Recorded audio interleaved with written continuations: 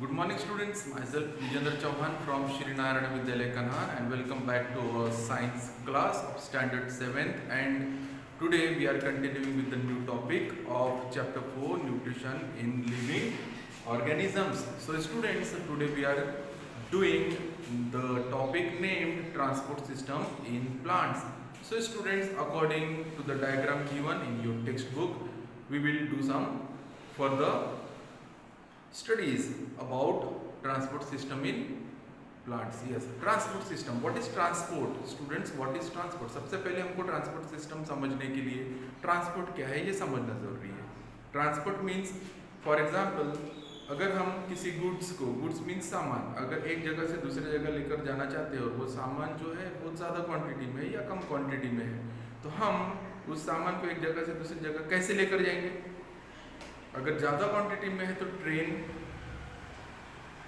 Truck, या फिर अगर हमारे घर का सामान है तो हम किसी लॉरी में या किसी कार में लेकर जा सकते हैं. तो जहाँ से भी आप जिसमें वो जो गुड्स है, सामान है, वो रख कर एक जगह से दूसरी जगह लेकर जा रहे हो, तो जिस चीज़ से लेकर जा रहे हो that is called transport. And the road जहाँ से आप लेकर जा रहे हो उसे कहते हैं वो सिस्टम में काम आने वाला system means transport system. So students, ऐसा ही पेड़ों में भी होता है. पेड़ों में, प्लांट्स में, पौधों में ऐसा होता है. वहाँ पर भी एक ट्रांसपोर्ट सिस्टम होता है.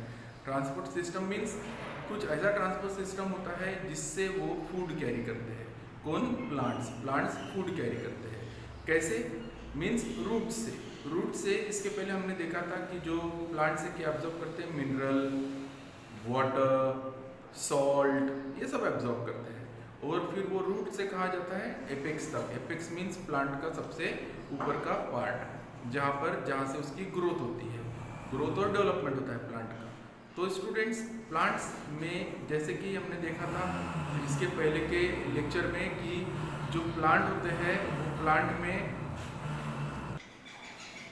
सो स्टूडेंट्स, कल हमने देखा था कि जो प्लांट्स है वो CO2 को एब्जॉर्ब करते हैं. CO2 मीन्स कार्बन डाइऑक्साइड और H2O को कैसे एब्जॉर्ब करते हैं?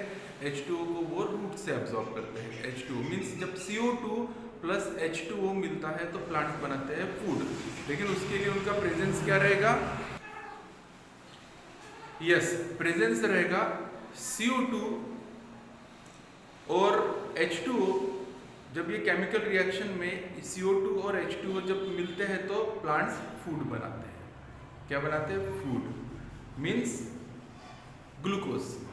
C6H12O6. C6H12O6 is the formula for the glucose, and along with it gives us oxygen. तो ये सब कैसे होगा? In the presence of chlorophyll and sunlight. So students, हम पढ़ रहे थे ट्रांसपोर्ट सिस्टम इन प्लांट्स. तो प्लांट्स में जो ट्रांसपोर्ट सिस्टम है वो किन वजह से होता है? एक जाइलम और दूसरा फ्लोएम. तो transport system of plants consist of xylem and phloem. आप पिक में देखोगे कि जो ब्लू पार्ट दिया है वो जाइलम है और जो पिंक पार्ट दिख रहा है आपको टेक्स्ट बुक में वो फ्लोएम है. तो जाइलम का काम क्या होता है? Xylem transport minerals and water. Means xylem क्या करता है? स्टेम को या लीव्स को वाटर और मिनरल सप्लाई करता है. वाटर और मिनरल्स. और फ्लोएम फूड मीन्स, मैंने आपको बताया था, food means glucose. So students, this is the transport system in plants. Then next is about carbohydrates. Plants क्या करते हैं? कार्बोहाइड्रेट प्रोड्यूस करते हैं. Plants produce carbohydrate in the process of photosynthesis. Photosynthesis के प्रोसेस के बिना प्लांट्स कार्बोहाइड्रेट प्रोड्यूस नहीं कर सकते. कार्बोहाइड्रेट कैसे बनता है? कार्बोहाइड्रेट बनता है from carbon, hydrogen and oxygen. Carbon, hydrogen और ऑक्सीजन से मिलकर कार्बोहाइड्रेट बनता है. तो हमारे बॉडी को कार्बन की भी ज़रूरत पड़ती है, हमारे बॉडी को हाइड्रोजन की भी ज़रूरत पड़ती है और हमारे बॉडी को ऑक्सीजन की भी ज़रूरत पड़ती है. इसीलिए हम प्लांट्स पर डिपेंड है. और हम प्लांट्स पर डिपेंड है इसीलिए हम है हेटेरोट्रॉपिक. और प्लांट्स किसी पर डिपेंड नहीं है, दे मेक्स देयर ओन फूड. इसीलिए उनको कहते हैं हम autotrophic. Plants are always autotrophic, and other things which are dependent on the plants or the other animals, these type of organisms are called as heterotrophic organisms. So students, आपको पता है proteins जो है वो प्रोटीन्स कैसे बनता है? Protein carbohydrate, hydrogen, oxygen और नाइट्रोजन से मिलकर बनता है, इसमें नाइट्रोजन इंक्लूड होता है.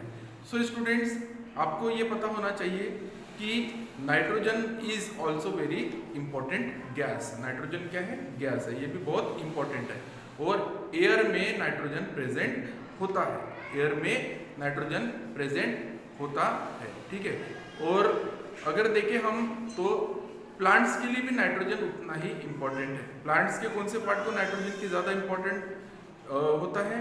प्लांट्स को जो उनके रूट्स होते हैं उसमें हमको बहुत ज़्यादा इम्पोर्टेंट होता है. कौन? नाइट्रोजन. सो अगर हम बायोलॉजिकल फिक्सेशन ऑफ नाइट्रोजन अगर देखें तो एजोटोबैक्टर और नॉस्टॉक, एनेवेना, ये सब ऐसे माइक्रो ऑर्गेनिजम्स है जो कि अगर प्लांट के रूट्स में अगर हमने किसी टेक्निक से या केमिकल रिएक्शन से अगर इंजेक्ट कर दिए तो राइजोबियम एक और एजोटोबैक्टर जो है वो नाइट्रोजन फिक्सेशन का काम करते हैं प्लांट्स में. प्लांट्स के लिए इंपॉर्टेंट क्या है? राइजोबियम और एजोटोबैक्टर. उसके अलावा नॉस्टॉक, एनेवेना, इसका भी आप यूज कर सकते हो. और ये ऐसे माइक्रो ऑर्गेनिजम्स है जैसे कि एजोटोबैक्टर, ये जो है सीधा सॉइल में हम डाल सकते हैं. और they also convert atmospheric nitrogen into nitrates. Atmosphere में जो नाइट्रोजन प्रेजेंट होता है उसको नाइट्रेट्स में कन्वर्ट करने का काम कौन करता है? एजेटोबैक्टर. और एजेटोबैक्टर क्या है? Micro organisms. So students, I hope you understand. Then हम नेक्स्ट टॉपिक में देखेंगे symbiotic nutrition. So till then, thanks.